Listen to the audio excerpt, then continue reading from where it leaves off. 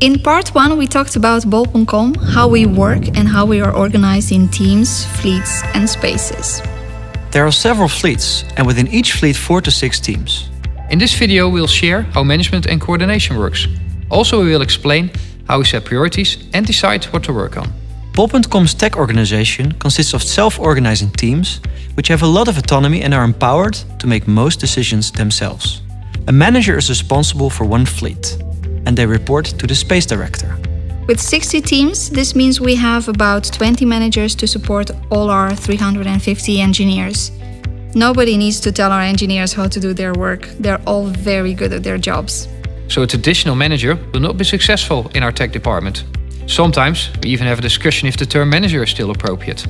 I am responsible for setting the team up for success. This includes protecting, nourishing and challenging the team, but also empowering them. I act as a coach. By giving feedback to individuals and to teams, I allow them to excel on their own. I'm also responsible for finding the right talent for my teams. Since at a fast-growing organization like Thebol.com, I am frequently busy setting up new teams. The manager supports the team and will help them when they request it. They can intervene in certain circumstances as well. For instance, when a team is not taking ownership or is inexperienced. I work hard to make sure the team is improving and growing. When the team is unaware of a problem, I figure out how I can let the team learn that they have this problem. For example, I may ask them to reflect on a situation or to do a self-assessment. Or I can also ask for one of our agile coaches for help.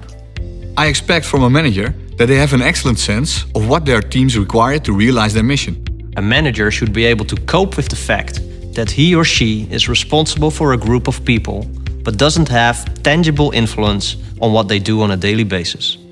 Remember, the team and product owner decide together what they work on and how they will do that. Aligning 60 teams to all work together on the most important things is a complicated process, as you can imagine, especially in a dynamic e-commerce environment. As an organization, we have a strategic plan that defines our course.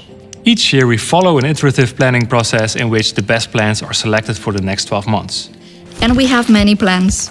During the selection, we pay close attention to the business value, but also the estimated effort needed to realize the plans. These high-level estimations are based on what we have done and learned in the past. We like to use t-shirt sizes.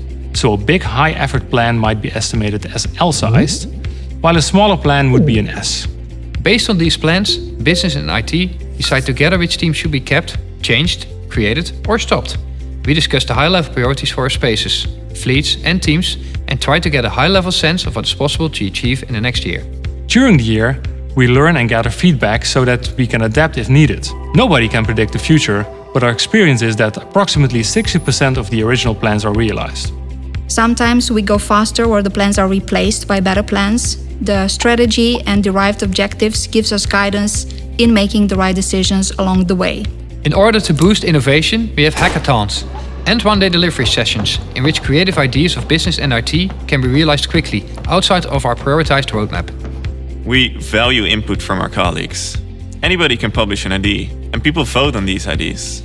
Together, we select the most valuable ones. For example, recently an internal campaign to improve security awareness was launched. We also self-organize many things. I can always pitch things that I feel should change. If you feel passionate about something, or if you believe something has to change, then you have the ability to take ownership. Bol.com encourages people to go ahead and do it. I'm empowered to decide my own future. To get started, someone usually pitches his or her idea, hoping to inspire others and to find volunteers to start working on it. If there are plenty of volunteers, it's clearly a great idea. If nobody shows up, it's probably not that important. Recently, several people were convinced that we require a new framework for developing services. A few started working on this and came up with a first draft. It was so promising that it was given priority, and now it's already being used in production. On a regular basis, we schedule focus days to fix blushes. Annoying small bugs that would otherwise never get fixed because there are always more important priorities. But they still need to get fixed, as they affect our customers and our partners. We are proud to work at Bol.com. Bol.com does not have employees. Bol.com is their employees. Together we decide how our company works. I like working here. There's always something going on, And when you're in the office, you feel things are buzzing. Bol.com's approach to align 60 teams is both top-down and bottom-up. Management sets objectives, but input from the people is valued equally. People are encouraged to start working on something they find important. This unlocks passion and drive.